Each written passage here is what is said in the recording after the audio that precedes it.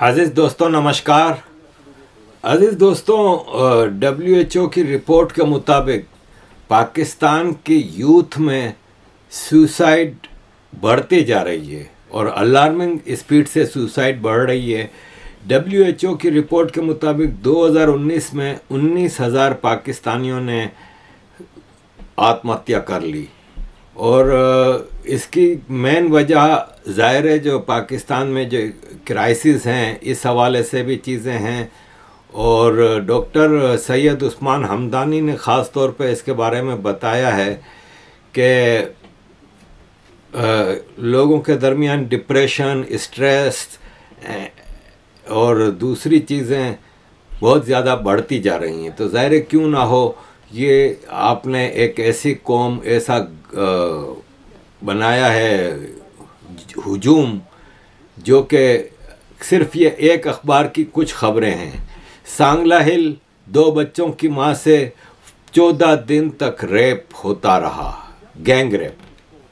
फैसलाबाद 15 साल लड़की से मंगेतर उसको बेला फुसला के मरी ले गया और वहाँ पे गैंग रेप होता रहा कुछ दिनों तक। रावलपिंडी मालिक मकान ने अपनी किरायादार की 15 साल लड़की को रेप कर दिया। नौकरी का झांसा दे के लाहौर में बंदूक के निशाने पे रेप। चौहंग माँ बेटी दोनों का रेप होता है। जान बचाने के लिए वो भाग के मदरसे में घुस जाती हैं। मुजफ्फरगढ़ औरत को नंगा करके पूरे गांव में घुमाया गया। पतों की 13 साल बच्चे के साथ मदरसे में रेप। दादू मेंटली डिस्टर्ब बच्ची के साथ मौलवी ने मस्जिद में रेप किया। ये एक दिन के अखबार की कुछ छोटी छोटी खबरें हैं जिससे आपको अंदाज़ा होगा कि इस वक्त पाकिस्तान की सोसाइटी कितनी तबाह हो चुकी है।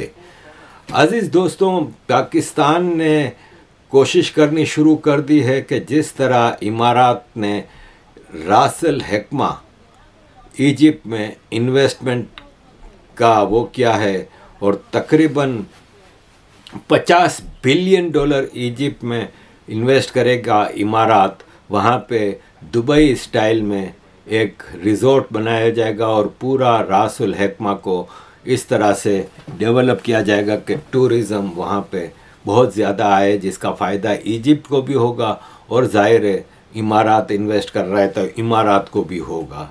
इजिप्ट को इमारात ने ऑलरेडी $14 बिलियन पेमेंट कर दी है और तकरीबन $35 बिलियन और इजिप्ट को मिलना है। ये कैरो से 350 किलोमीटर दूर एक एरिया है 40,600 एकड़ का, जिसमें बहुत सारा डेवलपमेंट वर्क होगा और इससे इजिप्ट को भी फ़ायदा होगा। पाकिस्तान कोशिश कर रहा है सऊदी अरब से कि पाकिस्तान के भी कुछ इलाकों में इस तरह का डेवलपमेंट किया जाए, लेकिन पाकिस्तान में इस तरह के डेवलपमेंट की कोई गुंजाइश इसलिए नहीं है कि पाकिस्तान एक इंतहाई एक्सट्रीमिस्ट इस्लामिक कंट्री है, जिसके अंदर ऐसे ऐसे कानून और कानून से बालातर होकर चीज़ें हैं कि वहाँ पे कोई क्रिकेट खेलने नहीं आता, वहाँ पे कोई टूरिस्ट वैसे ही नहीं आता, वहाँ पे इन्वेस्टमेंट करके आपने अपनी इन्वेस्टमेंट का बेड़ा गर्क करना है।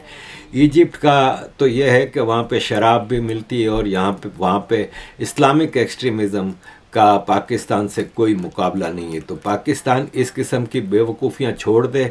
सऊदी अरब, इमारात, कुवैत, कतर के पीछे पाकिस्तान लगा हुआ है कि हमारे मुल्क में पैसे लगाओ, लेकिन उनको पता है कि पाकिस्तान में पैसा जितना आता है इनकी शाख खर्चियों पे लुट जाता है।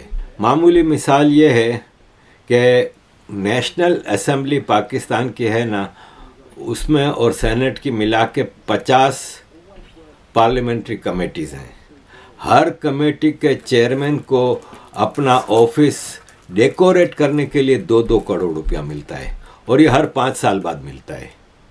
जब भी इलेक्शन होते हैं कमेटियों का अनाउंस होता है चेयरमैन को। हालांकि 2 करोड़ एक ऑफिस पे आप सोचें कि कितना खर्चा, और फिर जब 5 साल पहले हो चुका है तो अब उसमें और क्या आप वो करोगे। हम अपने घर में कोई फर्नीचर लेते हैं तो 10-10, 15-15 साल तक चलाते हैं, 20-20 साल तक चलाते हैं। अच्छा, 2-2 करोड़ रुपया तो ये हो गया। हर चेयरमैन की सैलरी 1,70,000 रुपया महीना है। उसको एक ग्रेड 17 का सेक्रेटरी मिला होता है, इसकी भी सैलरी लाखों में होती है। एक ग्रेड 15 का स्टेनो मिला होता है, एक नायब कासिद मिला होता है, और 1500 सीसी की गाड़ी मिली होती है, 600 लीटर पेट्रोल महीने का मिला हुआ होता है, और एक घर दिया जाता है, सरकारी बंगला। इसके अलावा जो जितने यूटिलिटी उस घर के हैं, इलेक्ट्रिसिटी, गैस, पानी, ये सब के बिल सरकार अदा करती है। और जितने मीटिंग्स होती हैं ना कमेटी की, पर डे अलाउंस जो मिलता है वो, और अगर दूसरे शहर जाना है तो उसके लिए फ्री ट्रैवलिंग। इस हद तक शाहाना खर्चा जब आप रखोगे, और इन कमेटियों का क्या काम है पाकिस्तान में? कोई ये बता दे कि सब, जब पार्लियामेंट का ही कोई काम नहीं है, सारे फैसले ऊपर ही से होते हैं, तो बाकी सब चीज़ों को तो आप भूल जाएं। तो अज़ीज़ दोस्तों, मामूली एक और मिसाल ले लें कि ये जो गाड़ी आप देख रहे हैं ना, ये 13 करोड़ रुपए की है।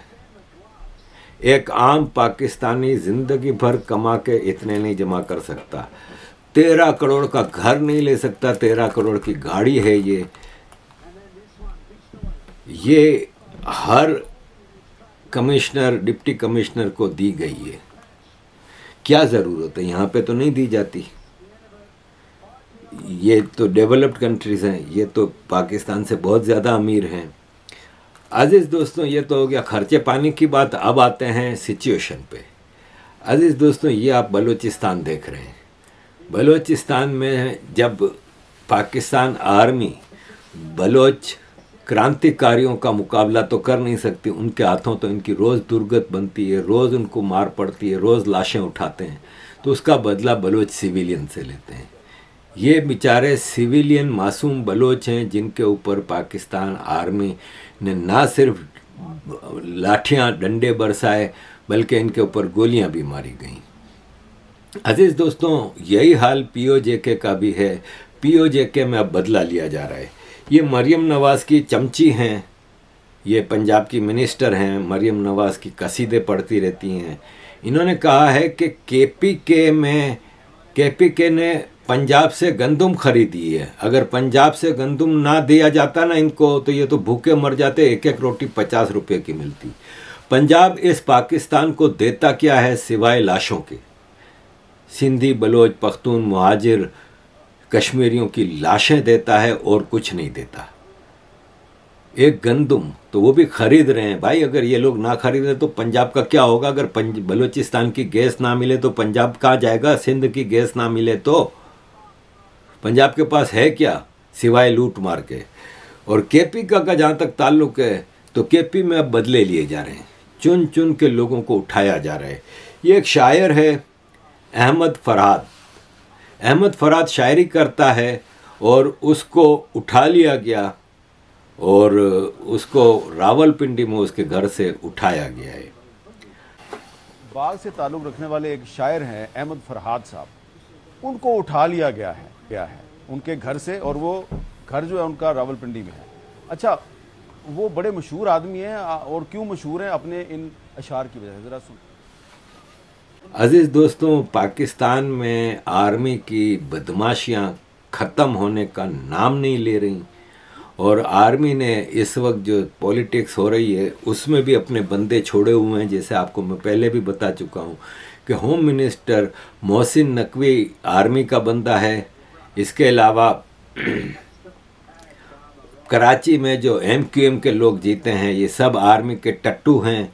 इसके अलावा फैसल वावड़ा है, अनवारुल हक काकड़ है जो कि पहले केयरटेकर प्राइम मिनिस्टर था। अजीज़ दोस्तों, ये सब आर्मी के नाम पे जजों को अब धमकियां देने लगे हैं। फैसल वावड़ा और मुस्तफ़ा कमाल MQM ने जजों को धमकियां दी हैं। फैसल वावड़ा ने कहा कि हमारी पगड़ी उछाली जाएगी तो हम जजों की पगड़ी उछालेंगे।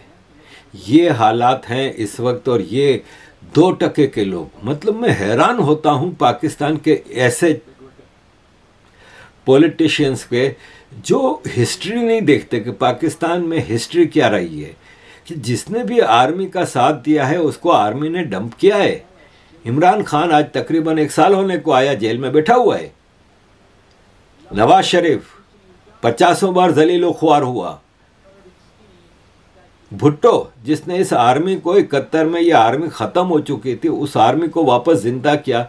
लेकिन इसके बावजूद ये लोग देखते नहीं है कि जिसने इस आर्मी का साथ दिया, ये परवेज इलाही जो पीटीआई का चेयरमैन प्रेसिडेंट है, शाह महमूद कुरैशी पीटीआई का जो डिप्टी चेयरमैन है, ये सब जेलों में बैठे हैं। ये सब आर्मी के टट्टू है। इन्होंने कहीं ना कहीं कभी न कभी आर्मी का साथ दिया था और इसी तरह बढ़ चढ़ कर धमकियां दी थी। परवेज इलाही मुशर्रफ के ज़माने में पंजाब का चीफ मिनिस्टर था और मुशर्रफ की दलाली में ये सबसे आगे थे। इसका भाई प्राइम मिनिस्टर बना था। जब जमाली को रिज़ाइन कराया गया था तो शौकत अजीज़ को अमेरिका से लाया गया था, तो शौकत अजीज़ मेंबर ऑफ पार्लियामेंट नहीं था, सेनेट का मेंबर था और उस बुनियाद पे वो वज़ीर ख़जाना था। तो सेनेट का मेंबर है ना, वो प्राइम मिनिस्टर नहीं बन सकता। तो शौकत अजीज़ को प्राइम मिनिस्टर बनाने के लिए एक सीट खाली कराई गई और उसको उस जगह पे से खड़ा किया गया। तो उस पीरियड में जमाली के रिज़ाइन और शौकत अजीज़ के इलेक्ट होने के पीरियड में 43 दिन तक परवेज इलाही का भाई चौधरी शुजात हुसैन प्राइम मिनिस्टर रहा था। ये लोग भूल जाते हैं, फैसल वावड़ा को मतलब अंदाज़ा नहीं हो रहा कि इमरान खान का क्या हाल है, शाह महमूद कुरैशी, परवेज इलाही, ये सब जो आर्मी के टट्टू थे। आज तुम ये इतनी दलाली कर रहे हो, कल दूसरा कोई आर्मी चीफ आएगा, तुम्हारी बारी भी आएगी, या तुम भाग जाओगे। तुम्हारे पास तो अमेरिका का हिसाब किताब है, सारा माल खूब तुमने बनाया हुआ है। अभी जो दुबई लीक्स में प्रॉपर्टीज़ की लिस्ट आई है, उसमें सब अपनी जस्टिफिकेशन दे रहे हैं। बिलावल कह रहा है हमारे पास तो पहले ही प्रॉपर्टी थी, मैं और मेरी बहनें तो वैसे ही दुबई में रहते थे जब मेरी माँ यहाँ पे प्राइम मिनिस्टर थी, तो क्योंकि ये लोग पढ़ते थे ऑक्सफोर्ड में और इधर उधर। मोहसिन नकवी कह रहा है कि मैंने तो दुबई क्या, मेरी तो यूके में भी प्रॉपर्टी है मेरी बीवी के नाम पे, मैंने तो पहले पॉलिटिक्स में आने से पहले बहुत माल बनाया है। ये पाकिस्तान का हाल है अजीज़ दोस्तों। इस वक्त इमरान खान जेल में रह के भी इन सब का बाप बना हुआ है और इमरान खान जेल से ऑपरेट कर रहा है और पाकिस्तान के सारे लोगों को इस वक्त दीवाना बनाया हुआ है इमरान खान ने। अजीज़ दोस्तों, एंड पे मैं आपके सामने ये मुस्तफ़ा कमाल की एक स्पीच रखूंगा जिसमें ये इमरान खान की पीटीआई को रिकन्सिलिएशन की बात कर रहा है और वो कहता है कि आप पाकिस्तान के मेन स्ट्रीम में आ जाओ और नेगोशिएशंस करो। हमारे पीटीआई के दोस्त जितने हैं सारे, उन्होंने हम पर जितनी भी जो है वो गोलाबारी की है अब तक सारी। सर कायद-ए-आज़म मोहम्मद अली जिन्नाह रहमतुल्लाह अलैह की तस्वीर लगाई हुई है यहाँ पर, और मैं अगेन रिकन्सिलिएशन की बात करना चाहता हूँ। बहुत ज्यादा मेरे पास पॉइंट से सारी बातें हो सकती थी लेकिन मैं नहीं करना चाहता, लेकिन कुछ बातें इनके खिलाफ मोहतरमा फातिमा जिन्नाह कायद-ए-आज़म की जो है बहन थी, वो इलेक्शन लड़ रही थी और उनके खिलाफ उस वक्त के डिक्टेटर जनाब अयूब खान साहब ने इलेक्शन लड़े वो, और मोहतरमा फातिमा जिन्नाह को रॉ का एजेंट गद्दार वतन करार दिया। और कायद आजम मोहम्मद अली जिन्नाह की वो बहन थी बांग्लादेश के मुजीबुर रहमान, जिसको हमने गद्दार कह के बांग्लादेश अलग हो गया, वो मोहतरमा फातिमा जिन्नाह के साथ स्टेज पर खड़े होते थे और वो उनकी कैंपेन चलाते थे। और हमारे मुल्क में उस वक्त के डिक्टेटर ने कायद आजम की बहन को गद्दार करार दे दिया। तो तारीख तो ये कुछ कहती है। हमने इसी मुल्क में देखा राना सनाउल्लाह की गाड़ी में हेरोइन डाल दी जाती है। हमने इसी मुल्क में देखा कि हनीफ अब्बासी इलेक्शन से एक दिन पहले उनको जो है 7 साल की कैद की सजा दी जाती है। हम किस हाई मोरल ग्राउंड की बात कर रहे हैं सर? हमने इसी मुल्क में देखा कि नवाज शरीफ साहब अपनी अहलिया को डेथ बेड पे छोड़कर, वो सीन अगर आप देखें टीवी पे तो आपका दिल हिल जाता है, वो छोड़कर आते हैं और आकर जेल चले जाते हैं, उनकी अहलिया की डेथ हो जाती है वहां पे। तो हम किस हाई मोरल ग्राउंड की सर हम बात कर रहे हैं? हमने ये तकरीर सुनी है सर पीटीआई के बानी की कि वो अमेरिका में खड़े होकर ये ऐलान कर रहे हैं कि मैं जाऊंगा तो नवाज शरीफ की बैरक से मैं एसी निकलवाऊंगा, मैं एयर कंडीशन निकलवाऊंगा। तो ये सब कुछ हो जाओ। फिर ये जो फॉर्म 45, 47 की बात करते हैं, मैं सर इनसे पूछना चाहता हूं आप कैसे निजाम को छोड़कर गए कि करके यहाँ पर फॉर्म 47 बना। आपके पास 4 सालों की हुकूमत थी, आपने क्यों नहीं रिफॉर्म्स किए कि कोई फॉर्म 45, 47 और नहीं बना सकता, ये आरटीएस खराब नहीं कर सकता? सर जब हमने 2018 में इलेक्शन लड़ा है, इनको तो फॉर्म 45 मिला, हमें फॉर्म 45 ही नहीं दिए। गन पॉइंट पे हमारे वोटों की गिनती नहीं की, कागे जाकर आरओ से जाकर रिजल्ट लो। 3-3 दिन तक कोहलू का अफगानिस्तान के बॉर्डर का रिजल्ट आ गया, लेकिन कराची का रिजल्ट नहीं आया। और ये कहते हैं 99 नाम है, 99 नाम है अल्लाह के, इसके नीचे जो है वो झूठ आप नहीं, वो ओ भाई 99 नाम अभी 2024 में लगे क्या? 2018 में 99 नाम अल्लाह के नहीं लगे हुए थे? यहां पर आपकी जगह पे डिप्टी स्पीकर बैठे हुए थे और वो स्टे ऑर्डर पे बैठे हुए थे, वो स्टे ऑर्डर पे बैठे हुए थे 4 सालों तक, वो स्टे ऑर्डर पे बैठकर डिप्टी स्पीकरशिप होने लगे। मैं सर अगेन कंक्लूड करता हूं, सर रिकंसिलिएशन खुदा के वास्ते होनी चाहिए। मैं अली मोहम्मद खान साहब जब बात करते हैं मैं कंफ्यूज हो जाता हूं, उनकी बैलेंस बात है। जब उनके दूसरे लीडरान बात करते हैं मैं अगेन कंफ्यूज हो जाता हूं। मैं समझता हूं शायद कि सर अली मोहम्मद खान साहब का जो लहजा है, जो उनकी अप्रोच है, इसी वजह से ना वो चेयरमैन बन रहे हैं अकाउंट कमेटी के, ना वो अपोजिशन लीडर बन रहे हैं, उनके पास कोई ओहदा नहीं है। आज अगर हम जो कर रहे हैं ना, 2029 का इलेक्शन भी ऐसे ही होगा जो आप चाहते हैं। आप सर आपने एक आर्मी चीफ अपनी मर्जी का लाने के लिए सारा तमाशा हुआ है। आपको अपनी सर यहां पर आर्मी चीफ को एक्सटेंशन दी गई इसी हॉल में बैठकर। आप कहते हैं कि भाई उनसे जो है वो आप कहते हैं कि न्यूट्रल हो जाओ। आप न्यूट्रल होने वालों को उस वक्त जानवर कहते थे। आप अपनी मर्जी की इंटरवेंशन चाहते हैं सर, कि आप चाहते हैं कि एस्टेब्लिशमेंट इंटरवीन करे, लेकिन आपके लिए करे तो वो एस्टेब्लिशमेंट हलाल है। मैं ये कह रहा हूं कि सर अगर 2029 का इलेक्शन ठीक करना है, आए बैठे हम ये रिफॉर्म्स करें कि ना कोई 45 बना सके, 47 बना सके, ना कोई आरटीएस सिस्टम को बंद करके। वरना आप यकीन करें जो आज आप ये कर रहे हैं, आप 2029 में भी यही काम कर रहे होंगे, फिर ये ठीक सारा मसला ठीक नहीं होगा। इमरान खान अभी तक अपने एरोगेंस, अपनी अकड़ से निकल नहीं रहा, लेकिन पाकिस्तान में जब तक आप आर्मी से नेगोशिएट नहीं करोगे, आर्मी से डील नहीं करोगे, आपका गुजारा है नहीं। दिस इज़ पाकिस्तान भैया। Thank you very much, Aziz दोस्तों, for all your support. Kindly keep supporting.